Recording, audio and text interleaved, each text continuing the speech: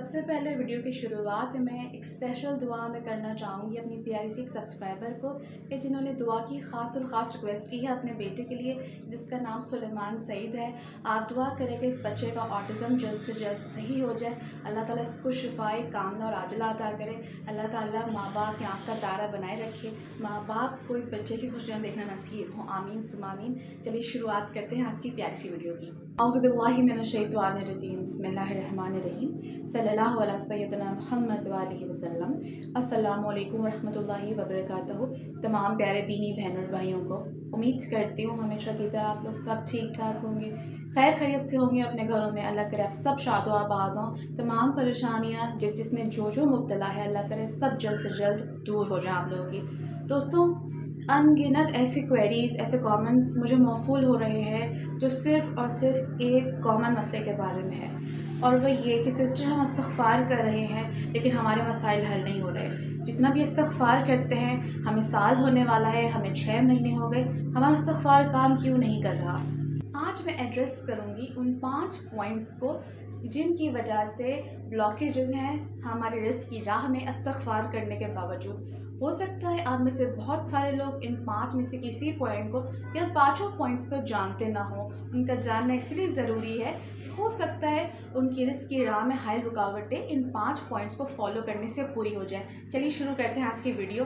बहुत ही कीमती होने वाली है, बहुत ही बेनिफिशियल होने वाली है, और यकीन करें अगर आपने इन पाँचों पॉइंट्स को फॉलो कर लिया आपके मिरेकल्स बहुत जल्द 2, 3, 4, 5, 6, 7 दिनों के अंदर भी पॉसिबल हैं होना, यकीन जानिए। सबसे पहला पॉइंट कि जिसके ज़रिए इस्तिग़फ़ार का मिरेकल यकीनी हो जाता है, इस्तिग़फ़ार को कंसिस्टेंसी से करना, मुस्तकिल अंदाज में करना। जो लोग इस्तिग़फ़ार को मुस्तकिल अंदाज में करते हैं सबसे बड़ा मिरेकल उनकी लाइफ में जो होता है, और ये तकरीबन 99.9% लोगों ने जिन पे मिरेकल्स हुए हैं इस बात की तायीद की है कि अल्लाह ताला उनके लिए रिस्क के एक कंसिस्टेंट ज़रिया स्ट्रीम खोल देते हैं।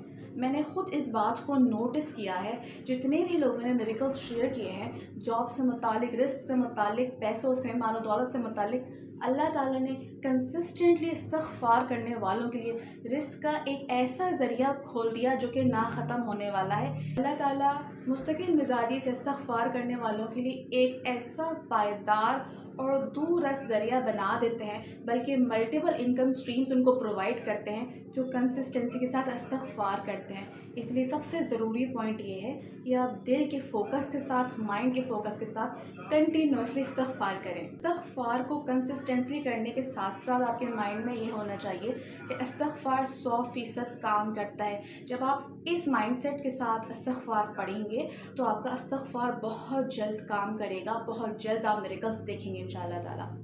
अब जिस पॉइंट का मैं ज़िक्र करने वाली हूँ, हम में से 90% लोग इस पॉइंट के बारे में बहुत ही वीक हैं, और ये मेन पॉइंट है कि जिसकी वजह से आपका इस्तिग़फ़ार काम नहीं करता।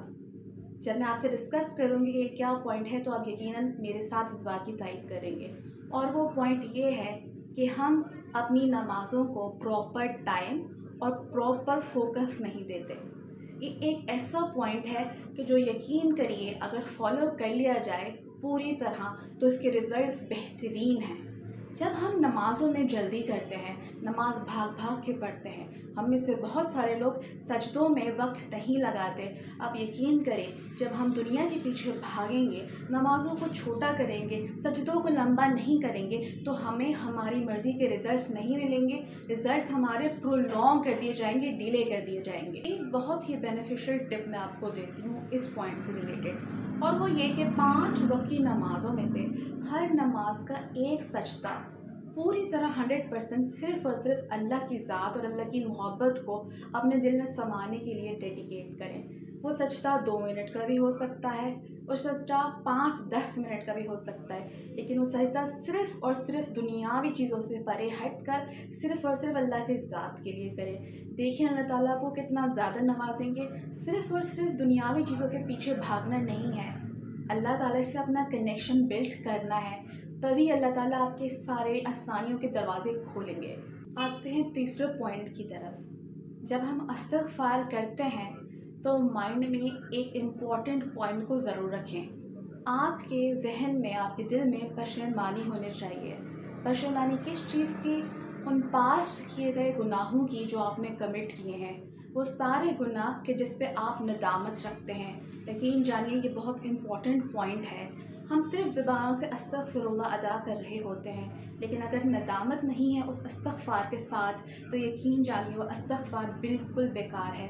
वो आप सालों करेंगे, 10-10, 20-20 साल, वो इस्तग़फ़ार आपके लिए काम नहीं करेगा। चौथा पॉइंट एक बहुत ही बेहतरीन पॉइंट है जिसका हमें ख़याल रखना है।